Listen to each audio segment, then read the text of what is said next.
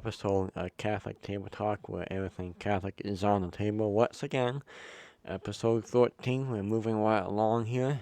No guests again this week. Still not really on their schedules, so we'll get to that as soon as we can. But more articles. So and just more stuff that I found to be really interesting. So I hope you enjoy it. But first of all, thank you everyone who's watching on YouTube or Facebook and liking and commenting and subscribing. Really appreciate it, and also sharing. So I know as I've been trying to find some articles to do. I know articles is not really my favorite thing to do, but it's kind of having articles or not doing a show. So I kind of want to keep the show going. That's why I'm doing articles. So I might do, in the future, I might do 2 articles. I might do 3 articles and mix it up, because if I only do 10 minutes, that's still, like, it's not really,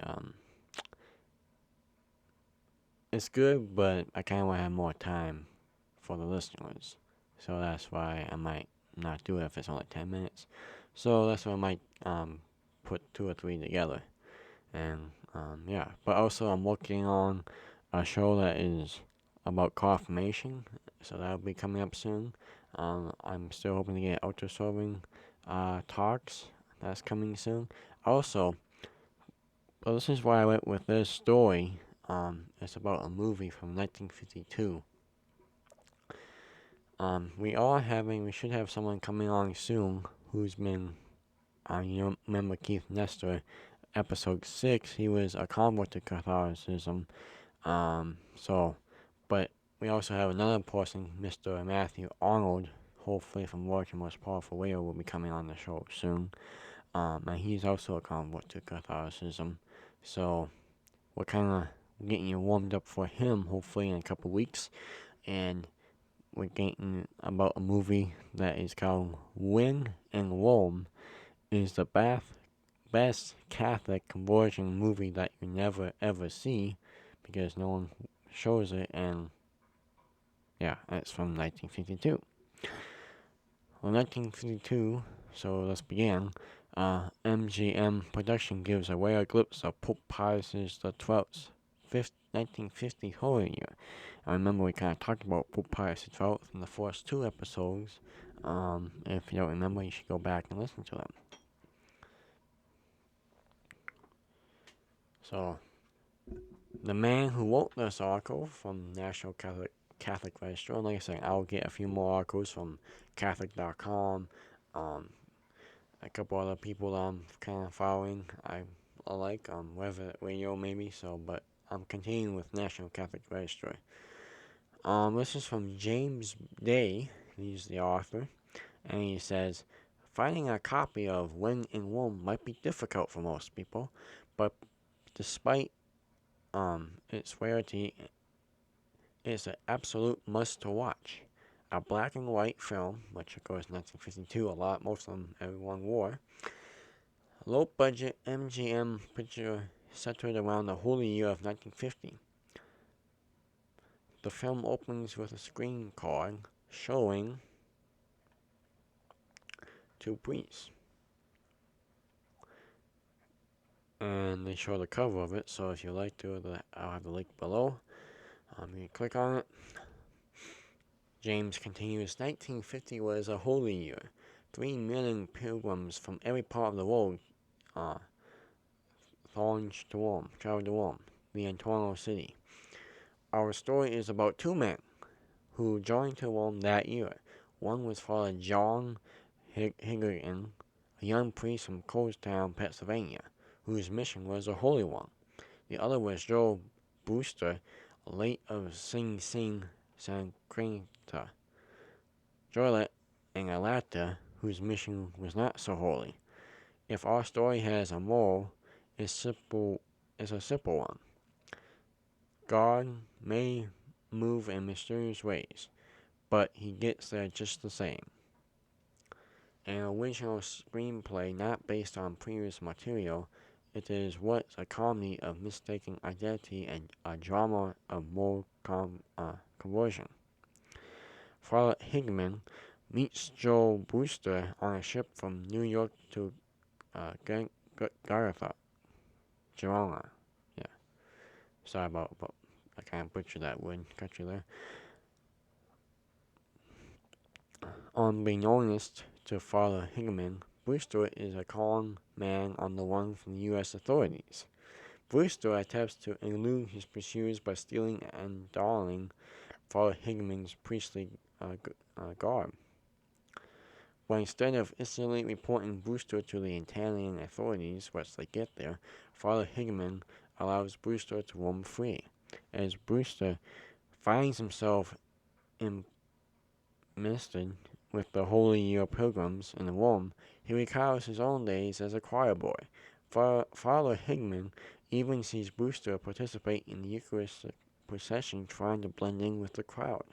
Later, they clean the Trevi fountain together. In the Colosseum, Brewster makes his first confession in 20 years. So you see, he converted after he got off the ship, basically, and some time after that. The film is less than 80 minutes, which that's basically that's almost less than a normal movie in theaters nowadays. You go watch to the movie theater, that's basically less than that. Most of the movies. Yet you see a remarkable character transformation, what allows is the delightful third act that leads to visually satisfaction conclusion. Brewster eventually moves from consistently fleeing and scrambling to survive to discovering a new goal, to earn the complete indulgence offered to pilgrims attending the Holy Year. Never before since winging Rome does the etiologist find conversion by pursuing a limit of an indulgence, at least in a mainstream Hollywood picture. Indeed, Jerusalem Maximum was the 1949 papal proclamation by Pope Pius XII, sculpting the steps to get the indulgence. Van Johnson plays Father Higman, and Paul Douglas is Brewster. This picture was produced and directed by reliable MGM Helmore Clarence Brown in what proved to be his second to last film before retiring. Brown was a master of creating sensitivity while avoiding sentimentality. Considering his previous films that accomplished this trait, such a national development, the Yelling and Angels in the outfield with Paul Douglas as manager of the Pirates, the film Brown directed just before Winging Rome.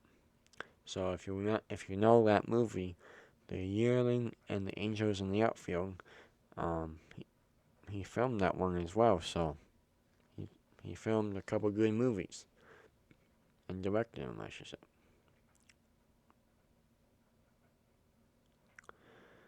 Nevertheless, despite such talent involved in using a strong use of the eye, popping locations in Rome during 6 weeks of on-location production, the film was a box office failure in 1952. Upon the film's release, Variety noted lack of star potency and a story not strong enough on its own to carry the film.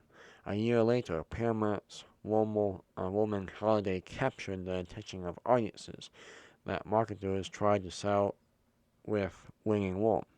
But the small film's heart was buried in the MGM vault, and we are sorely in need of its rediscovery. So they locked it away after all that. Okay, and concluding, he says, after all, Brewster embodying the sense of Pius XII's interaction for the 1950 Holy Year, penance and prayer that the lapsed return to Christ. So like I said, conversion story, because I know a lot of people who are listening are not Catholic. Um, and a lot of people like hearing conversion stories, Catholic, non-Catholic, so I thought this would be a good show. I am going to play you a clip. Hopefully you can hear it. It's about 3 minutes, and it's kind of the trailer to it, way back in 1951, it would be. So hopefully you can hear it. I'll step out of the way, and I'll be back when it's done in about 3 minutes.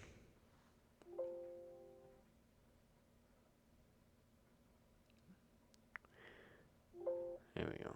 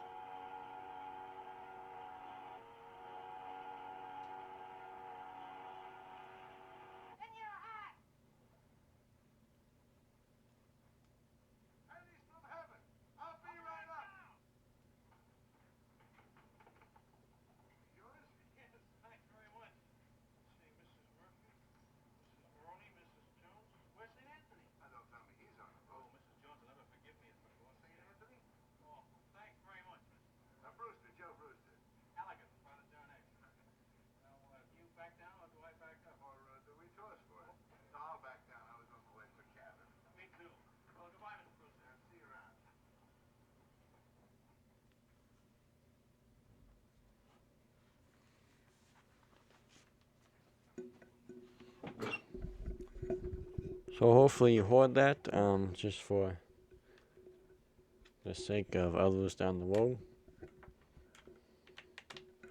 Like I said, I'll have a link to it after at the bottom of the page, so you can listen to it and watch it if you want to. So yeah, but that concludes the article. So once again, and that's just I mean, I always like to make a point about stuff too that I'm reading about. I'm not just reading an article, because you could do that. So but a lot of Catholic movies are kind of forgotten, thrown away in the vault, um,